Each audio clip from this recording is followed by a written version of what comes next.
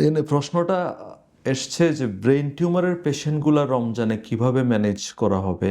তো দুই ধরনের পেশেন্ট ব্রেন টিউমারের স্টেবল ওর আনস্টেবল। যদি ব্রেন টিউমারের পেশেন্টগুলো স্টেবল হয়, তার অপারেশন হোক অথবা না হোক, তাহলে তো প্রধান বিবেচ্য বিষয় এখানে পেশেন্টের খিঁচুনি বা মৃগী রোগের লক্ষণ দেখা যাচ্ছে কিনা।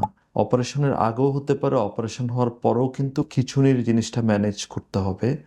ওই ক্ষেত্রে কয়েকটা ফ্যাক্টর আমরা এখানে বিবেচনায় আনি। প্রথম যেটা বিবেচনা আনা, এটা হচ্ছে খিঁচুনির যে ওষুধ, অ্যান্টিকনভালসেন্ট ড্রাগ ম্যানেজমেন্ট।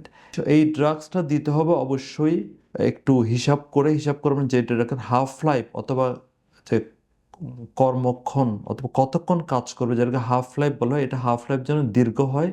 যদি সম্ভব হয় এমন ওষুধ দিতে হবে যেটা half life 24 hours or more, অথবা হচ্ছে কমপক্ষে হাফ লাইফ 12 ঘন্টা হতে হবে। 12 ঘন্টা হলে সে মোটামুটি, বা 12 ঘন্টার চেয়ে বেশি হলে সে 2বার ওষুধ সেবন করলেই, ইফতারের আগে এবং ইফতারের পর এবং সেহরির পর ওষুধ সেবন করলেই তার খিঁচুনির হওয়ার সম্ভাবনা অনেকটুকুই কমে যাবে। আর সাথে হচ্ছে পেশেন্টকে যখন সে নন ফাস্টিং থাকবে, ইফতারের পরে থেকে সেহরি পর্যন্ত প্রচুর পরিমাণে পানি খেতে হবে। আর রমজানের সময় ঘুমের যে অ্যারেঞ্জমেন্টটা, ঘুমের যে বন্দোবস্ত, এটাকে তাকে এমনভাবে সাজিয়ে নিতে হবে যাতে 24 ঘন্টায় কমপক্ষে এডিকুয়েট স্লিপ আমরা যেটা বলি, এই পেশেন্টের জন্য কমপক্ষে মোর দেন 8 আওয়ার্স, 8 ঘন্টার বেশি ঘুম হতে হবে।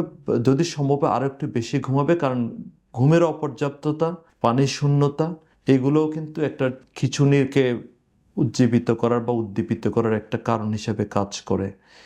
কাজে ওষুধের ঠিকমতো স্পেসিং বা ডোজিং, সাথে প্রচুর পরিমাণে পানি খাওয়া এবং পর্যাপ্ত ঘুমানো, এভাবেই রমজানে স্টেবল নিউরোসার্জিক্যাল পেশেন্ট, ব্রেন টিউমারের পেশেন্টগুলোকে ম্যানেজ করা যেতে পারে।